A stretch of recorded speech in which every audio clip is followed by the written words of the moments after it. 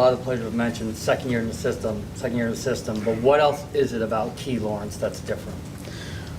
I think, he's not worried about external factors, and he's just worried about being a great teammate, doing his job, playing at a high level, letting the game come to him.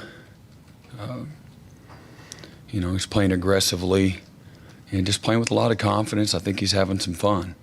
I don't want to speak for him on every one of those, but if I'm around him every day, in the back seven meeting and certainly on the practice field. So that's what I see. Brent, you spoke last week about that there's got to be a future at quarterback beyond this season. And in that context, when you're talking about developing Jackson more than just the appearances he's making now, what are you hoping he gets out of that playing time? And is it safe to assume that a red shirt's not in the picture if he's going to be out there like that? Yeah, he's our number 2 quarterback. I don't see any reason we would want to redshirt him. We can't afford to. We don't have the depth, at that position. So I'd like to continue to bring him along. And what we're doing with him, I don't think that's necessarily indicative of what he can't do. So we'll continue to, give him some opportunity when it's the right time, and trying to get him, experience, confidence, comfort, all of those things through getting on the field and meaningful playing time. Hey, Brent, I had a chance to talk to Kevin recently, and he talked about some of the battles you had with him at practice and things. He had a lot of complimentary things, and of course, he had a pretty good offense at the time. But what do you remember about some of those battles, and what do you think about what he's doing now at Tulsa offensively, and what does Tulsa have offensively? The battles were what they were. In the moment, it's personal. You're trying to win. At least that's the goal. Very competitive, competitive. He's a really smart coach and a tough guy, and that's what it's about, man. Practice, the practice field is how you become, a good player, a good unit, a good team.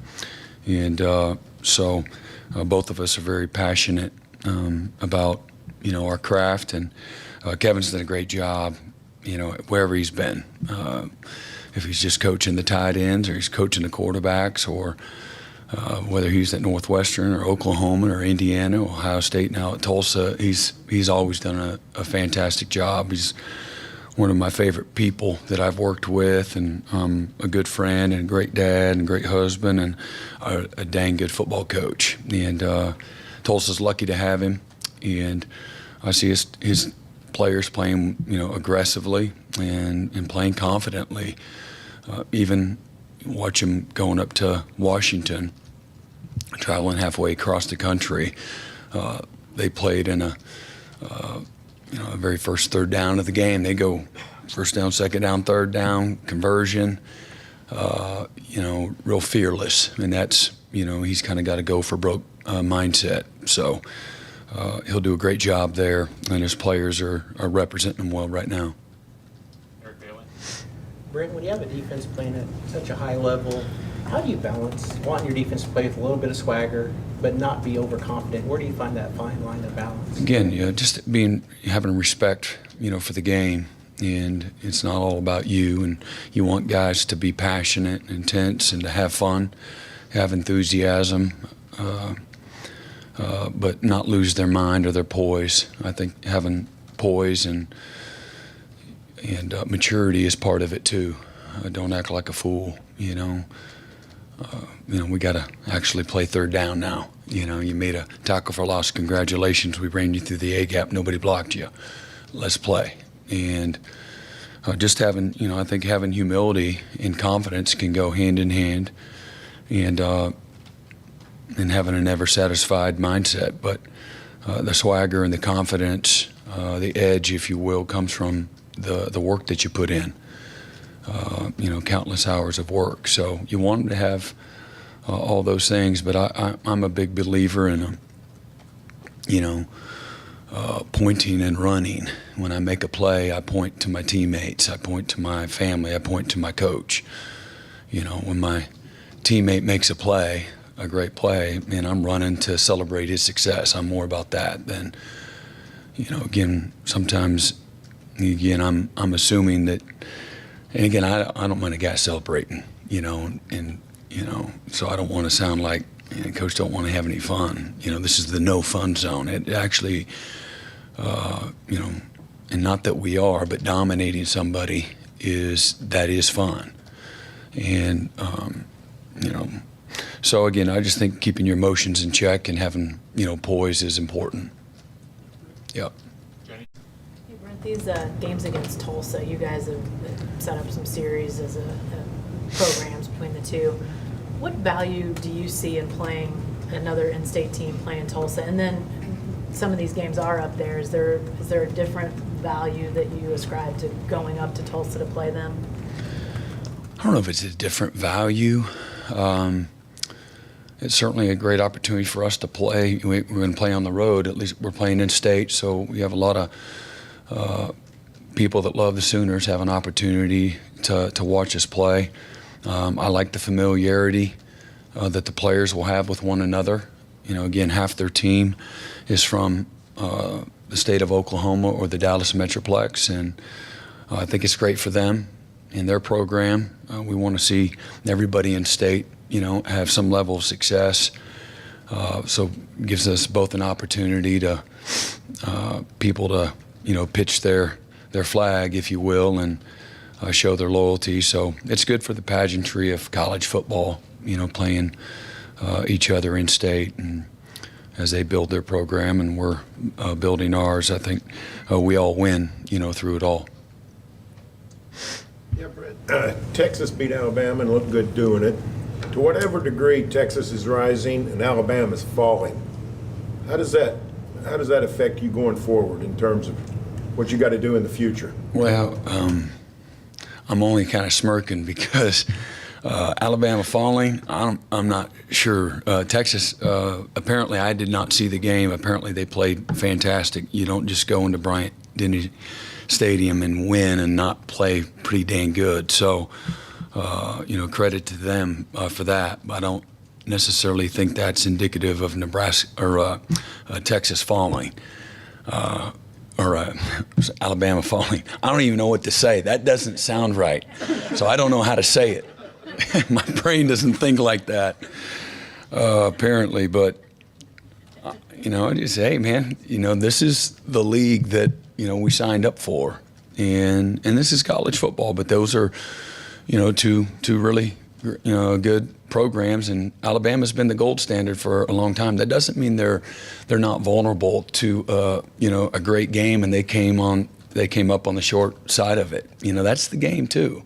I'm sure there's moments and plays, in that game where they were punished for not doing X or Y or Z the right way. And then again, this is a game of performance and guys winning their matchups. And it sounds like Texas made some great plays and no surprise. Sounded like it was a great game and great venue. And those are two teams right now that are, and again, early in the season, playing really well. But I don't think it's indicative necessarily that Alabama is going to fall off the face of college football either. Not that you said that, but they'll respond. I'm sure of that. Brent, there's a lot of metrics out there about tackling, and I saw one out there that was, you guys had 33 missed tackles through the first two games last year. This year you only have 7. I'm sure you guys have your own grading system, but do you feel like the tackling has been better, and what exactly goes into that? Yeah, a lot that goes into it, and again, sometimes, you're a little more consistent tackling because maybe the quality of the athletes aren't exposing you. I have, again, I put it all out there because I do think that that's important, but SMU, had good skill, and so give our guys some credit. I think it comes from, again, confidence and good eyes and good reaction, good fundamentals. Guys that are more knowledgeable are going to take better angles and they're going to play more aggressively and not be on their heels. So sometimes the byproduct of that is good, clean tackling, techniques. And So again, another year in the system and another year in all your drill work and your fundamentals, and we're no different than anyone else. We work on tackling, practically year round. And some guys are more natural tackling. That's a real thing. And the guy just has a way of getting them down. And he always hits them flush. Curtis Lofton was a guy that had very few missed tackles. A guy like Rocky Kalmus always got guys down. He just hardly ever missed a tackle. So some guys, and Roe Williams, is amazing, how he could hit people flush all the time, no matter what angle, what position he was coming from. And so some guys are naturally good, and so looks like you're a great tackling team, but they're really good tacklers. And then you develop it too. And so I think it's a combination of a lot of things. And, the test of a season will really tell where you're at. But again, my job is to recognize the here and the now. You play your schedule, you correct, you teach, you develop, but you want to celebrate, too. And guys need to be affirmed. I think that's what continues the buy-in, the excitement that, all right, the recognition that some of the hard work's paying off and we're getting a little better. And we got a long ways to go. I really mean that. And but through a couple games, our position's been pretty good. Secondly, is Justin Harrington healthy? I know that you mentioned after the game he was a little bit banged up, but I know he had a brace on. Yeah, he's still banged up. Yeah. Far right, Ryan.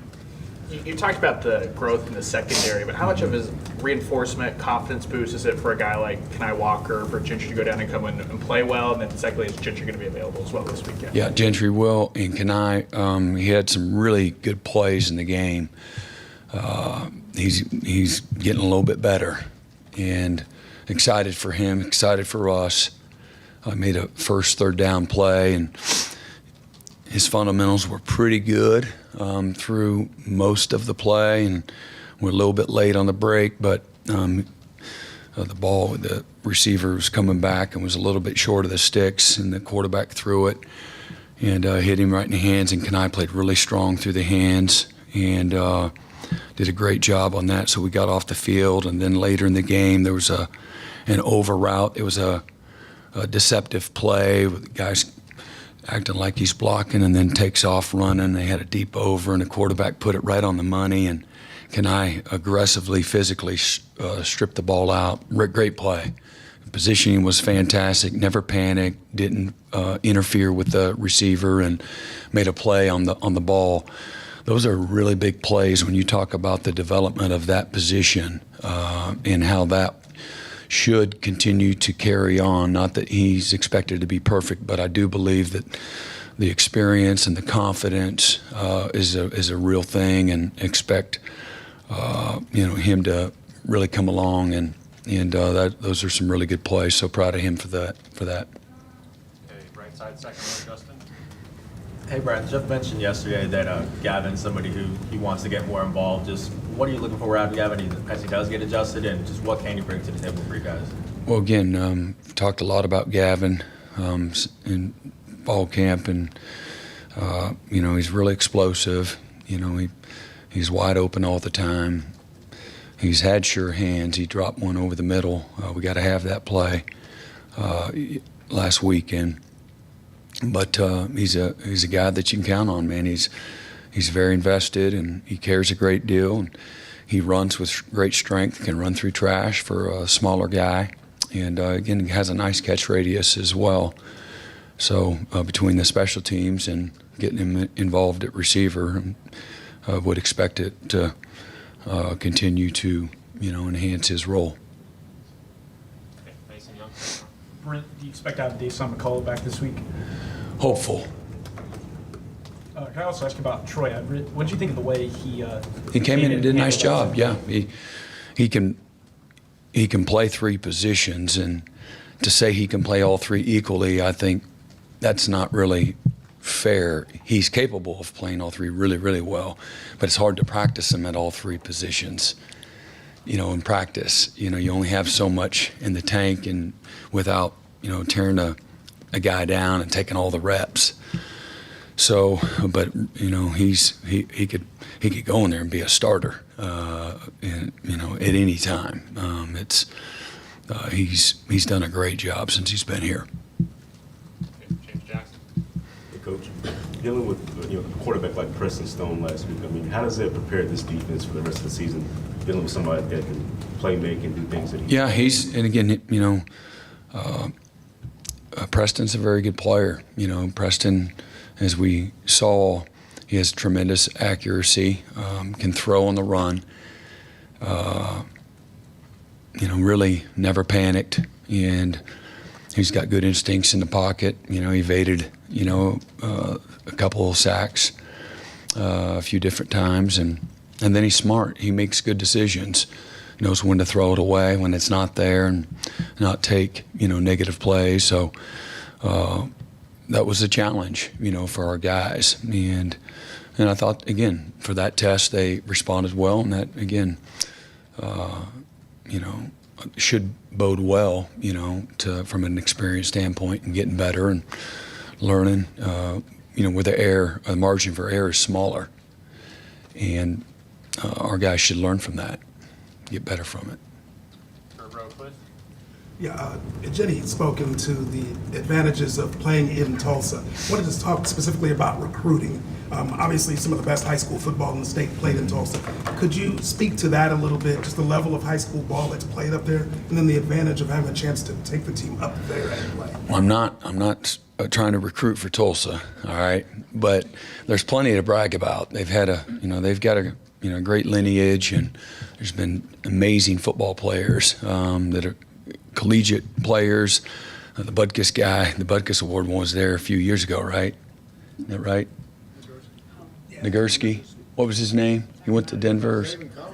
Yeah, is that it? Yeah. He won the Butkus or no? No. Nagurski, National Defensive Player of the Year. And many others. Garrett Mills came in here, I think, caught 13 passes for 175 yards. But they've had a great lineage of players. I think maybe in the last few years they've had like 5 guys drafted just in the last few years, and our guys can play anywhere in the country. They're best players, and the state of Oklahoma. And I've said this to our staff many times. The best players in this state can play anywhere in the country, and they've proven that through the years. And there's not great depth of players, but really good football, really good coaching, really good development, excellent players, and so they'll have a handful of them, like we will and Oklahoma State will every year. But they've always done a good job, and whether they're competing for a highly recruited guy or maybe an under-recruited player, and as we know, a lot of those guys make up the majority of the guys that get drafted, guys that weren't really highly thought of. I think 3 stars is more 3 stars drafted than they are, the 4 and the 5 stars. But Tulsa has, always done a great job of regardless of who's been the coach there. That city, has great talent there at the high schools there in that city and the surrounding community. So it's a great location. That's part of. From a success standpoint, location's important, and Tulsa has benefited from the players in the state without a doubt. Okay, far left, back row, John. Yeah, Brent, I know you've told the story before in various places, but if you could recount, maybe you have a different perspective now that Kevin's the head coach on the other sideline. 2008, the implementation of the hurry-up offense, he was kind of one of the innovators of what we're seeing nationwide now. Can you kind of recount that? And I understand you were involved in the approval or declining of what... Not much, yeah. I just happened to be in the general area code. But Kevin had a background at, Northwestern with Randy Walker. And all the success, if we remember, that was always a feel-good story. The David versus Goliath. It seemed like every time Northwestern was playing, they were taking somebody to the wire or beating, one of the blue bloods of college football. So he has a great lineage, and a great experience. Somebody that was never afraid to try something new.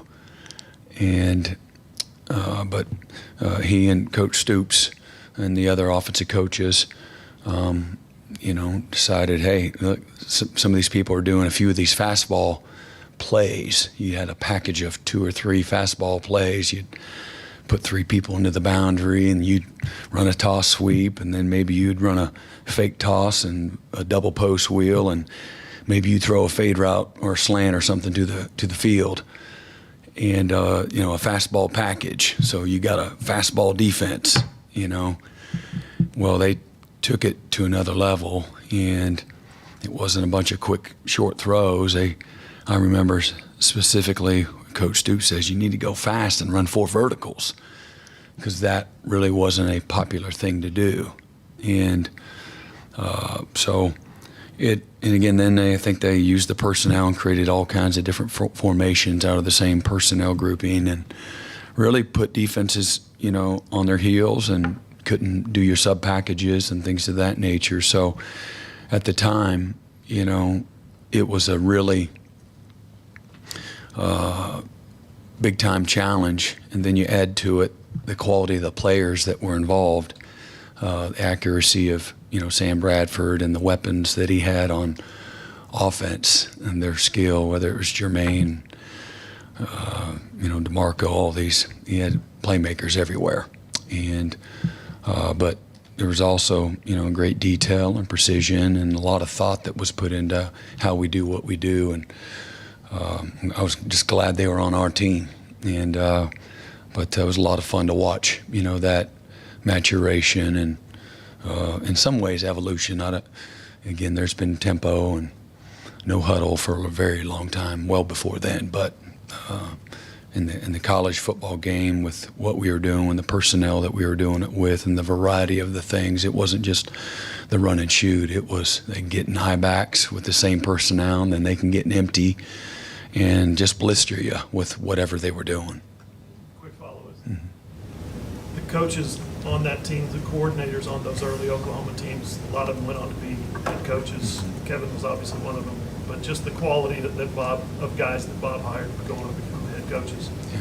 What's your perspective on that? Well, Coach Stoops always had a way of attracting good players. Would always get the best out of people, and then also good coaches. He's a winner. I remember Coach Snyder asking me. It was a very, for me. I've said it before, and it's really, this isn't about that, but I really struggled with, do I leave home in Kansas State or I'd go to Oklahoma?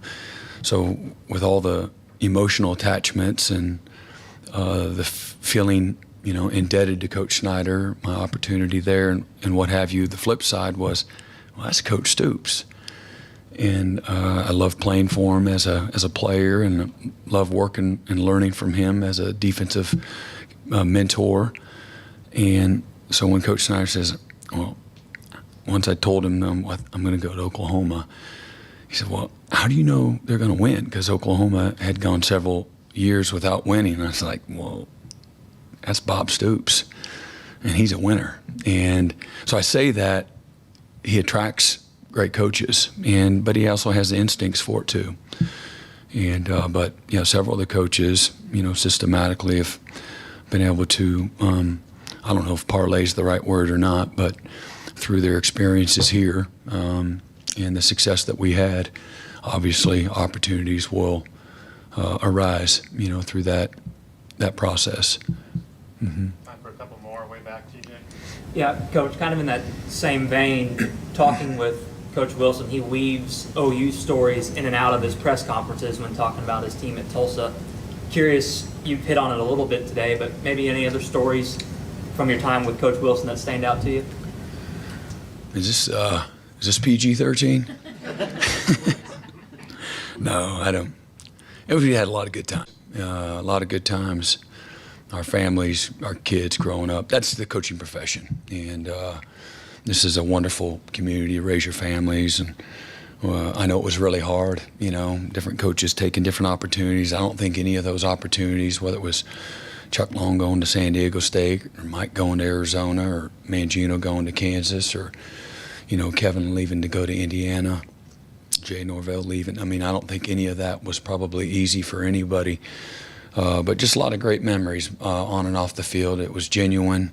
The coaches that were a part of Bob Stoops' staff, because of his leadership, he nurtured family and relationships, and it's all of us together. You know, Coach Stoops is one of the most humble human beings, you know, on this planet. That's the facts. And, you know, the byproduct of that is just a wonderful, connected environment that everybody in their families benefited from. And I think you could be, you know, I think people felt free from the coaching side to do their thing, if you will, and be successful, you know, as a result. Hey, Brent, in addition to talking a lot about Kevin Wilson, but Dominique Franks is also on the Tulsa staff as an analyst, as a defensive analyst. Maybe just what do you remember from his time at OU, and Dom? what's your relationship with him like? You know, Dom's was a fantastic player, super instinctive. He was a ball junkie, loved the game, great acceleration, just natural. The game was very easy for him, quiet, but played loud. I've stayed in touch with Dom. We tried to hire him in an analyst role. There was a few different things we were having to work through at the time. It didn't work out for him on his part, and our part too. There was he was working at a high school, and that high school's pretty good. And so when you hire somebody from a high school, then you can't recruit their program for a couple of years. That's an NCAA rule. So that made it hard, and so he's not coaching there anymore. But he's a natural. You know, he loves the game. He's great around people. A really good communicator. It's no wonder, to me whatsoever that he's had great success as a coach, as a mentor. He's always been about the right stuff, and so excited for his, future. You got a bright one. Mm-hmm. Thank you, Coach. All right. Y'all have a great day.